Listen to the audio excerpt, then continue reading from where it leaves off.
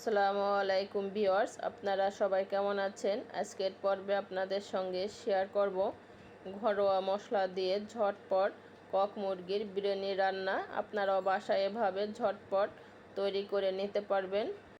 ছেলে মেয়েতে যখন আবদার করে বিরিয়ানি খাবো, দেখা যাচ্ছে যে ওই ক্ষেত্রে আপনার বিরিয়ানির মশলা থাকে না, ঘরোয়া উপকরণ দিয়ে ঝটপট তৈরি করে নেওয়া যায়। তাহলে চলেন আপনাদের সঙ্গে শেয়ার করি। আমি এখানে কিছু নিয়েছি 1.5 কেজির মতো কক মুরগির মাংসগুলোকে ভালো করে ধুয়ে নিয়েছি। আর নিয়েছি কাজু বাদাম, কাঠবাদাম, পোস্তদানা, জয়ত্রী। এগুলো আমি ভালো করে একটু বেটে নিব। আমি একটা প্যানে মাংস ঢেলে নিয়েছি আর দিচ্ছি আমি মাংসর ভিতরে 3-4টা পেঁয়াজ কুচি। আর দিচ্ছি আমি 1 টেবিল চামচ জিরা বাটা, 1 টেবিল চামচ রসুন বাটা, আর দিচ্ছি আমি 1.5 টেবিল চামচের মতো আদা বাটা। নিয়েছি আমি কিছু শুকনা মশলা, স্টার নিস, দারচিনি, লবঙ্গ, তেজপাতা। স্টার নিসটা দিলে দেখা যাচ্ছে যে ফ্লেভারটা ভালো আসবে বিরিয়ানির। আমি সেই মশলাগুলো বেটে নিয়েছি। আর আমি একটা সিক্রেট মশলা আমি নিজেই বানিয়ে বেটে নিয়েছি, এটা বলা যাবে না, এটা দিলে অনেকটা ফ্লেভার ভালো আসবে বিরিয়ানির। আর দিচ্ছি আমি 1 টিস্পুন সয়া সস। আর দিচ্ছি আমি 1/3 কাপ টক দই। টক দইটাকে আমি পানি ঝরিয়ে ভালো করে ফেটে নিয়েছি। আর দিচ্ছি আমি 1 টেবিল চামচ লবণ। লবণটা আপনারা স্বাদ অনুযায়ী দেবেন। দিচ্ছি আমি 1/2 টেবিল চামচ শুকনা মরিচের গুঁড়া। দিচ্ছি 3-4টা এলাচ, এলাচের মুখ ফেটে নিয়েছি। দিচ্ছি আমি 1/2 টেবিল চামচ কালো গোলমরিচের গুঁড়া।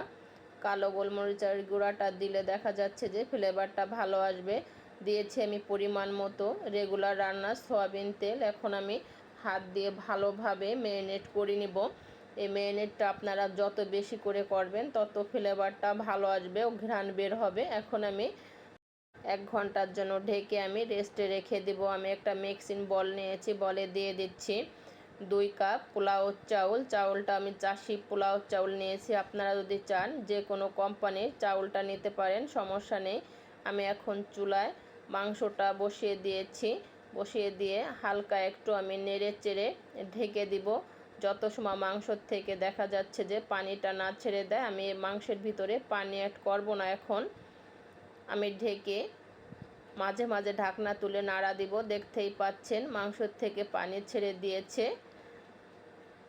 এখন আমি আর একটু নেড়ে চেড়ে ঢেকে দিব। মাঝে মাঝে নাড়া দিতে হবে, তা না হলে লেগে যাবে। যেহেতু টক দই দেওয়া হয়েছে, আমি এইটা দিয়েই ভালো করে কষিয়ে নিব। যখন তেল ছেড়ে দিবে তখন আমি এর ভিতরে পানি দিয়ে দিচ্ছি। আমি পানি দিয়ে দিচ্ছি 1/2 কেজি। আমি বেশি পানি দিব না, 1/2 কেজি পানি দিয়ে ভালো করে নেড়ে চেড়ে ঢেকে দিব। মিডিয়াম টু লোতে জাল দিতে হবে। মাঝে মাঝে ঢাকনা তুলে নাড়া দিতে হবে। দেখতেই পাচ্ছেন আমি মাংসটাকে রান্না করে নিয়েছি। এখন আমি এর ভিতরে যে পোলাও চাউলগুলো ছিল সেগুলো আমি ধুয়ে পানি ঝরিয়ে রেখেছিলাম। এখন আমি মাংসের ভিতরে দিয়ে ভালো করে চাউলের সঙ্গে মাংসটাকে কষিয়ে নিব। যখন তেল ছেড়ে দিবে তখন আমি এর ভিতরে পানি দিব। আমি 2 কাপ পোলাও চাউল নিয়েছি। এখানে আমি চাউলের ভিতরে দিয়ে দিব 4 কাপ পানি। 1 কাপ চাউলে আপনার 2 কাপ পানি দিতে হবে। আমি প্রথমে 2 কাপ দিয়ে একটু নেড়ে চেড়ে নিচ্ছি, নিচে যেন লেগে না যায় এই জন্য। এখন আমি আর পুরো বাকি পানিটা দিয়ে আমি একটু নেড়ে চেড়ে ঢাকনা দিয়ে ঢেকে দিব। মিডিয়াম টু লোতে জাল দিতে হবে, বেশি হাই স্পিডে জাল দেওয়া যাবে না, তা না হলে দেখা যাচ্ছে যে নিচে লেগে যাবে। আমি এখানে কিছু নিয়েছি বাদাম, কিশমিশ, আলু বুখারা আর 3-4টা কাঁচামরিচ। এগুলো দিয়ে আমি একটু নেড়ে চেড়ে ঢেকে দিব।